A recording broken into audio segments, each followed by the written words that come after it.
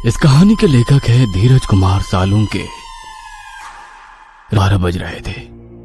काव्या अपने रूम में सोई हुई थी कि तभी घर की डोरबेल बजी। उसे लगा कि घर मालिक जादव काका घर का दरवाजा खोल लेंगे, इसलिए वो सोई रही। लेकिन जब बेल बार बार बजने लगी तब उसे समझ आया कि आज तो घर मालिक जादव और उनका बेटा टॉम घर पर नहीं है, इसलिए दरवाजा उसे ही खोलना पड़ेगा। काव्या 2 हफ्ते पहले ही भाग्य विधाता मेंशन यानी वामन जादव के घर पेइंग गेस्ट बनकर रहने आई थी। घर में केवल 3 ही सदस्य थे, वामन जादव, उनका बेटा टॉम और काव्या। वामन जादव 65 साल के बुजुर्ग थे और उनका बेटा टॉम 30 साल का था, लेकिन पागल था। 30 साल का होने के बाद भी वो छोटे बच्चों की तरह बर्ताव करता था। उसे ज्यादातर अपने कमरे में ही रहना पसंद था। जब टॉम 13 साल का था तब उसकी मां की किचन में जलकर मौत हो चुकी थी, इसीलिए घर के काम करने के लिए उन्होंने शांता नाम की नौकरानी रखी हुई थी। खैर, काव्या ने जाकर दरवाजा खोला, लेकिन बाहर कोई भी नहीं था। तभी उसकी नजर जमीन पर पड़े गिफ्ट पेपर पर रैप की गई चीज पर गई। उसने वो चीज उठाई तो उस पर लिखा हुआ था, टू काव्या विथ लव। वो उस गिफ्ट को उठाकर घर के अंदर आई और सोफे पर बैठकर उसने वो गिफ्ट खोला। वो एक पेंटिंग थी जिसे देखकर काव्या डर के मारे कांप उठी, क्योंकि उसमें उसी की पेंटिंग थी। उसका कटा सिर डाइनिंग टेबल की प्लेट में रखा गया था। शरीर के बाकी कटे अंग जैसे कि हाथ पांव भी उसी टेबल पर रखे गए थे। और हैरानी की बात तो ये थी कि वो डाइनिंग टेबल उन्हीं के घर का था। उसने डर के मारे वो पेंटिंग नीचे फेंकी और अपने कमरे में भागी। उसने दरवाजा बंद कर दिया और कांपते हुए ब्लैंकेट ओढ़कर सो गई। काव्या का डर लाजमी था, क्योंकि कुछ 4 दिन पहले उसे ऐसी ही पेंटिंग उसके स्कूटी पर मिली थी। वो पेंटिंग उसकी बिल्ली की थी, जिसमें वो रास्ते पर कुचलते हुए हालत में खून से लथपथ पड़ी हुई थी। ये देख वो काफी डर गई थी। उसने वो तस्वीर जादव काका को दिखाई। तब काका बोले, अरे यार, डरने की कोई बात नहीं है बेटी। ये तस्वीर जरूर पागल जोसेफ ने बनाई होगी। वो एक पेंटर है और अपनी डरावनी पेंटिंग से इस इलाके के लोगों को डराया करता है। पागल जोसेफ गली में घूमने वाला एक आदमी था। काव्या जब भी रास्ते से गुजरती तो वो काव्या का पीछा करता, उसे घूरते रहता। काका के कहने के बाद काव्या ने उस तस्वीर को नजरअंदाज कर दिया। लेकिन उसके दूसरे ही दिन घर के सामने वाले रास्ते पर काव्या की बिल्ली कुचले हुए हालत में पड़ी थी। उसे किसी गाड़ी ने कुचल डाला था और वो वैसे ही मरी पड़ी थी जैसे उस पेंटिंग में पेंट की गई थी। और अब काव्या की पेंटिंग उसे मिल गई थी, जिसमें उसके शरीर के कटे हिस्से उसके घर के डाइनिंग टेबल पर पड़े थे। उसे डर लगने लगा था कि कहीं वो पेंटिंग सच ना हो जाए। दूसरे दिन सुबह जब काका और टॉम घर पर आए तो काव्या ने उन्हें वो पेंटिंग दिखाई। पेंटिंग देख काका और भी हैरान हो गए थे। डरे हुए काव्या को देख वो बोले, तुम बिल्कुल भी घबराओ मत। मेरे होते हुए तुम्हारा कोई बाल भी बांका नहीं कर सकता। और ऐसे कहते हुए वो पेंटिंग लेकर जोसेफ से मिलने चले गए। शाम का समय था। काव्या अपने काम से घर लौटी थी। जब वो घर के गेट के पास आई तब उसने देखा कि गेट के बगल में वो पागल खड़ा हुआ था। वो काव्या को देख कान पकड़कर माफी मांग रहा था। उसे माफी मांगते देख काव्या का डर निकल गया और वो घर के अंदर चली गई। टॉम लिविंग रूम में सोफे पर बैठे टीवी पर कार्टून देख रहा था। काव्या को देख वो शर्माया और अपने कमरे में चला गया कि तभी डोरबेल बजी। शांता ने दरवाजा खोला तो फर्श पर और एक गिफ्ट पेपर में रैप की गई पेंटिंग उसे दिखाई दी। उसने गेट की तरफ देखा तो वहां पर पागल जोसेफ उसे दांत दिखाकर मुस्कुरा रहा था। शांता ने पेंटिंग अंदर ली और दरवाजा बंद कर दिया। काव्या डर गई, क्योंकि ना जाने उस पेंटिंग में क्या निकलने वाला था। शांता ने गिफ्ट पेपर हटाया और जब पेंटिंग देखी तो हंस पड़ी। उसने वो पेंटिंग काव्या को दिखाई। पेंटिंग में काव्या खुशी से टॉम के गले लगी हुई थी, बिल्कुल उसके गर्लफ्रेंड की तरह। ये देख वो भी हंस पड़ी। ये देखो, ये पागल जोसेफ तो सच में गधा है। भला तुम उस पागल टॉम से क्यों चिपकने लगी? जाने दो ना शांता काकू, आप भी ना।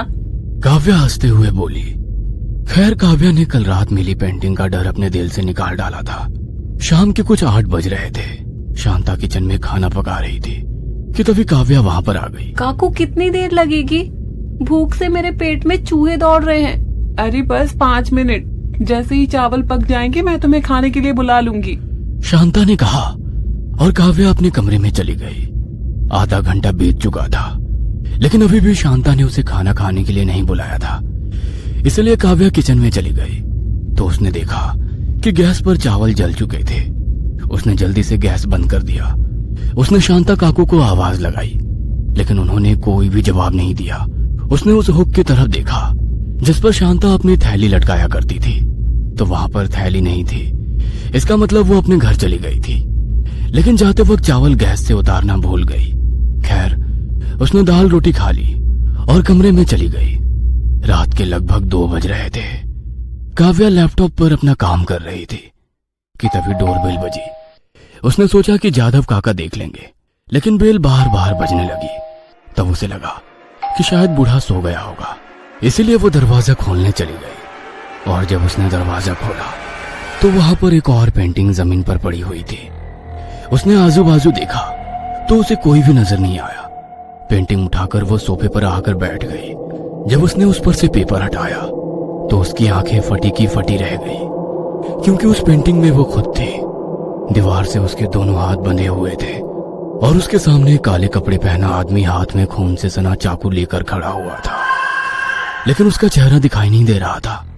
उसकी पीठ और सिर का पिछला हिस्सा ही दिख रहा था और पेंटिंग के नीचे लिखा हुआ था, तुम कुछ ही देर में मरने वाली हो। ये देख वो डर गई और पेंटिंग लेकर जादव काका के कमरे की ओर भागी। काका दरवाजा खोलिए, मेरी जान खतरे में है। वो घबराते हुए दरवाजा खटखटाते हुए बोली कि तभी उसे कमरे से आती जादव काका की दर्दनाक चीख सुनाई दी। उनकी खौफनाक चीख सुनकर काव्या डर गई और उल्टे पैर चलने लगी। शायद पेंटिंग में जो खूनी था वो घर में घुस आया था और उसने जादव काका की जान ली थी कि तभी उस कमरे का दरवाजा खुल गया और कमरे में काव्या को वही खूनी दिखाई पड़ा जो पेंटिंग में था, लेकिन उसने अपने चेहरे पर मास्क लगाया था और उसकी सिर्फ आंखें ही दिख रही थी। कटने के लिए तैयार हो जाओ मेरी मुर्गी, ऐसा कहते हुए वो खूनी काव्या की तरफ बढ़ा। काव्या वहां से दूसरे माले पर जाने लगी, सीढ़ियों की तरफ भागी, लेकिन वो जब सीढ़ियां चढ़ रही थी तभी उस खूनी ने उसका एक पैर पकड़ लिया और उसे खींचा। काव्या मुंह के बल सीढ़ियों पर गिर गई। वो चीखी। खूनी उसका पैर खींचते हुए घसीटकर उसे सीढ़ियों से नीचे ले आया। वो खूनी डरावनी आवाज में हंसा और उसने चाकू दोनों हाथों से पकड़ा और वो उसे बस काव्या के पेट में घोंपने ही वाला था कि तभी काव्या ने उसकी प्यूबिक जगह पर जोर से लात मारी और खूनी के हाथ से चाकू नीचे गिर गया। वो फर्श पर लेटकर दर्द के मारे कराहने लगा। काव्या ने जैसे तैसे खुद को संभाला। उसके चेहरे से खून निकल रहा था। वो घर के दरवाजे की तरफ भागने ही वाली थी कि तभी उसे जादव काका की दर्द भरी आवाज सुनाई दी। काव्या बेटा, मुझे बचाओ। काव्या ने आवाज की तरफ देखा तो जादव काका कमरे से बाहर आए थे। उनके पेट से खून निकल रहा था। काव्या उनके पास चली गई कि तभी उसे पीछे से खूनी की आवाज सुनाई दी। मैं तुम्हें काट डालूंगा। खूनी अपने जगह से उठते हुए बोला। वह अपने बाएं हाथ से पेट पकड़कर लड़खड़ाते हुए कदम से चल रहा था कि तभी काव्या की पीठ में किसी ने चाकू घोंप दिया। काव्या चीखी। उसने मुड़कर देखा तो जादव काका ने ही उसके पीठ में चाकू घोंप दिया था। उसे कुछ भी समझ नहीं आ रहा था कि उन्होंने ऐसा क्यों किया, लेकिन उसे उसका गुस्सा आया था। उसने गुस्से में उसको जोर से धक्का मारा और वो सिर के बल टेबल के कोने में जा गिरे और नीचे गिर गए। काव्या ने पीछे देखा तो खूनी लड़खड़ाते हुए कदमों से उसकी ओर ही बढ़ रहा था। वो अपने दर्द से अभी भी उबरा नहीं था। कौन हो तुम और मुझे क्यों मारना चाहते हो? काव्या ने उस खूनी से पूछा। तब उस खूनी ने अपने चेहरे से मास्क हटाया और उसका चेहरा देखकर काव्या दंग रह गई। उसका मुंह खुला का खुला रह गया, क्योंकि वो जादव काका का पागल बेटा टॉम था। कि तभी टॉम ने लड़खड़ाते हुए काव्या के ऊपर चाकू से हमला किया, लेकिन काव्या ने उसका हाथ पकड़ा और कुछ देर हाथापाई के बाद उसने टॉम को धकेल दिया। वो घर के दरवाजे की तरफ भागी और उसने दरवाजा खोलने की कोशिश की, लेकिन वो खुल ही नहीं रहा था। शायद उसे बाहर से किसी ने बंद कर दिया था, इसीलिए वो पास ही के टॉम के कमरे में भागी और उसने अंदर से दरवाजा बंद कर लिया। टॉम उस दरवाजे पर लात मारने लगा। दरवाजा खोल मुर्गी, आज तुझे काटना है, खोल। टॉम बाहर से गुस्से में बोला। काव्या डर गई और दरवाजे से पीछे हट गई कि तभी उसकी नजर कमरे की दीवारों पर गई और डर के मारे उसके पैरों तले जमीन खिसक गई, क्योंकि दीवारों पर बहुत सारी डरावनी पेंटिंग थी, जिसमें किसी पेंटिंग में टॉम तो किसी में जादव काका लोगों का खून कर रहे थे। साथ ही में कुछ पेंटिंग में सरकटी लाश, जली हुई लाश, हाथ कटी लाश, ट्रक के नीचे कुचली हुई लाश, ऐसी बहुत सारी डरावनी पेंटिंग्स थी। उन्हीं पेंटिंग्स के बीच उसे अपने बिल्ली की कुचली हुई लाश की पेंटिंग भी दिखाई दी। इसका मतलब वो टॉम ही था जिसने वो पेंटिंग बनाई थी और बाद में उसकी बिल्ली की जान भी ली थी। उसी की पास ही में एक ताजा पेंटिंग थी जिसकी पेंट अभी भी गीली थी। वो पेंटिंग शांति काकू की थी, जिसमें जादव काका उनका गला रस्सी से घोट रहे थे। इसका मतलब शांता काकू गैस पर चावल चढ़ाकर चली नहीं गई थी, बल्कि जादव काका और टॉम ने उनकी जान ली थी। डर के मारे काव्या की हालत बिगड़ चुकी थी। टॉम अभी भी पागलों जैसे दरवाजे पर लात मारते हुए दरवाजा तोड़ने की कोशिश कर रहा था। काव्या गुस्से से आग बबूला हो गई। बेहिशी दरिंदे, पागल कुत्ते, क्या बिगाड़ा था इन मासूमों ने तुम्हारा कि तुमने उनकी जान ले ली? क्या बिगाड़ा था मेरी बिल्ली ने तुम्हारा? क्या गुनाह था शांता काकू का कि तुमने उनकी जान ली? और मैंने तुम्हारा क्या बिगाड़ा है कि तुम मेरी जान लेना चाहते हो? काव्या ने गुस्से में टॉम को कहा, पागल नहीं हूं मैं भाग्य विधाता हूँ। पेंटिंग बनाकर मैं किसी का भाग्य तय करता हूँ और बाद में वही हो जाता है जैसे मैंने तुम्हारी बिल्ली का भाग्य तय किया था और बाद में वो मर गई। क्या तुम खुद को भाग्य विधाता कहते हो? तुम तो मासूम लोगों को मारने की प्लानिंग कर उन्हें मार डालते हो। तुम पागल खूनी हो और खुद को नसीब बनाने वाला कहते हो। पागल औरत, मैं पागल नहीं हूँ और ना ही वो लोग मासूम थे और ना कि तुम मासूम हो। तुम्हारी बिल्ली गंदी थी, किचन में रखा हुआ दूध पी जाती थी और मेरे लिए कुछ नहीं बचता था। इसीलिए मैंने पेंटिंग बनाकर उसका भाग्य तय किया और उसे कार के नीचे फेंक दिया। तुम हमेशा फोन पर मेरे बाबा को बूढ़ा कहती थी ना, इसीलिए मेरे बाबा तुमसे गुस्सा थे। उन्होंने तुम्हारी पेंटिंग बनाकर तुम्हारा भाग्य तय किया, लेकिन मैंने रो रो कर गिड़गिड़ा कर उन्हें रोका, क्योंकि मैं तुमसे प्यार करता था। मैंने दूसरी पेंटिंग बनाकर हम दोनों का भाग्य तय किया, जिसमें हम दोनों प्रेमी की तरह एक दूसरे की बाहों में थे। लेकिन शांता और तुम मुझे पागल कहकर हंसे, इसीलिए मैंने शांता का भी भाग्य तय किया और उसे मौत के घाट उतार दिया। आप केवल तुम बची हो। तुम्हारा भाग्य तो मेरे बाबा ने तय किया था और उनका तय किया हुआ भाग्य खुद भगवान भी नहीं बदल सकता। इसलिए तुम्हें मरना होगा। बाबा और मैं तुम्हें काटकर डाइनिंग टेबल पर तुम्हारा कटा सिर, हाथ पैर सजाएंगे। टॉम पागलों जैसे हंसता हुआ बोला और फिर से दरवाजे पर लात मारने लगा। ऐसा लग रहा था मानो दरवाजा अब कुछ ही देर में टूट जाएगा। उसने चारों ओर देखा। उस कमरे में खिड़की भी नहीं थी, ना ही ऐसी चीज थी जिससे टॉम को मार सके। तब वो टॉम से बचने के लिए अलमारी में जा छुपी। तभी उसे अलमारी में एक दरवाजा दिखाई दिया। उसने वो दरवाजा खोला तो उसे नीचे जाती सीढ़ियां दिखाई दी। वो दिखने में कोई खुफिया तहखाने की तरह लग रहा था। काव्या उस दरवाजे को बंद करके सीढ़ियों से नीचे आ गई। तभी उसे दीवार के पास एक कपड़े से ढकी लाश दिखाई दी। उसका हाथ कपड़े से बाहर आया हुआ था। उसने उस कपड़े को हटाया तो देखा कि वो शांता काकू की लाश है। तभी उसे पीछे से चूहों की आवाज आई। उसने मुड़कर देखा तो पिछली दीवार के पास भी और एक लाश कपड़े से ढकी हुई थी। वो उस लाश के पास चली गई। ना जाने ये लाश किसकी होगी।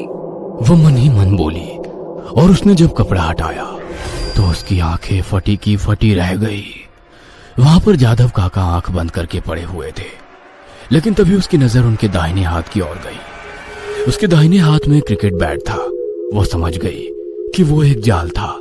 जब वो टॉम के कमरे में छुपी थी तब जादव काका ने अंदाजा लगाया था कि वो जरूर अलमारी से तहखाने में आएगी, इसीलिए वो दूसरे रास्ते से तहखाने में आ छुपा था। काव्या पीछे हटने ही वाली थी कि तभी जादव काका ने आंखें खोली और उठकर काव्या के सिर में बड़ी मारी। काव्या जमीन पर गिर गई और बेहोश हो गई। जब उसे होश आया तो उसके दोनों हाथ दीवार से बंधे हुए थे और टॉम हाथ में चाकू लेकर उसके सामने खड़ा था, बिल्कुल उस आखिरी पेंटिंग की तरह। देखा, मैंने कहा था ना कि मेरे बाबा का बनाया हुआ भाग्य कोई नहीं बदल सकता। हाँ? ऐसा कहकर वो चाकू लेकर काव्या के गले की तरफ उसे काटने बढ़ा, लेकिन तभी काव्या आंख बंद करके बोली, Tom I love you, please मुझे मत मारो। वैसे टॉम रुक गया। मैं तुमसे प्यार करती हूँ, तुम सच में भाग्य विधाता हो। तुमने हम दोनों का भाग्य तय किया था कि हम दोनों प्रेमी हो जाएं, और अब हम सच में प्रेमी बन सकते हैं। काव्या आगे बोली। वैसे टॉम के चेहरे पर खुशी छा गई। तभी अंधेरे में खड़े जादव काका आगे आए और गुस्से में बोले, टॉम, ये मौत से बचने के लिए तुम्हें गुमराह करने की कोशिश कर रही है। मैंने इसका भाग्य लिख दिया है, तुम्हारे हाथों कटना इसका भाग्य है। लेकिन मैंने भी हम दोनों का भाग्य तय किया था और वो सच हो रहा है। मैं इसे नहीं मारूंगा बाबा, टॉम ने जादव काका से कहा। तब जादव काका गुस्से में लाल हो गए। हैं? अगर तुम इसे नहीं मारोगे तो मैं इसे मारूंगा। ऐसा कहकर उन्होंने जेब से चाकू निकाला और काव्या की तरफ उसे मारने के लिए आगे बढ़े कि तभी टॉम ने बीच में आकर उन्हें चाकू से घोंप डाला। जादव काका चिल्लाए, लेकिन टॉम ने चाकू बाहर निकालकर फिर से उन्हें पेट में घोंप दिया और वो नीचे गिर गए। उसके बाद टॉम ने चाकू से काव्या की रस्सियां काटी और काव्या उसके गले पड़ गई। टॉम बहुत खुश था क्योंकि उसने जो भाग्य तय किया था वो सच में आज पूरा हो गया था।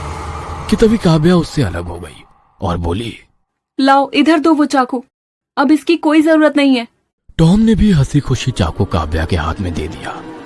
काव्या ने चाकू पीछे फेंकने के लिए हाथ उठाया और अचानक से गुस्से से उसने वो चाकू आगे लेकर टॉम के पेट में घुसेड़ दिया।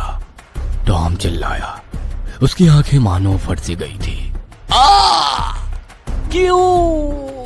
कुत्ता जब पागल हो जाता है तो उसे मारा जाता है, काव्या ने कहा और 2-3 बार फिर से उसने टॉम को चाकू से घोंपा। टॉम जमीन पर गिर गया और तड़पते हुए उसने अपनी सांसें छोड़ दी।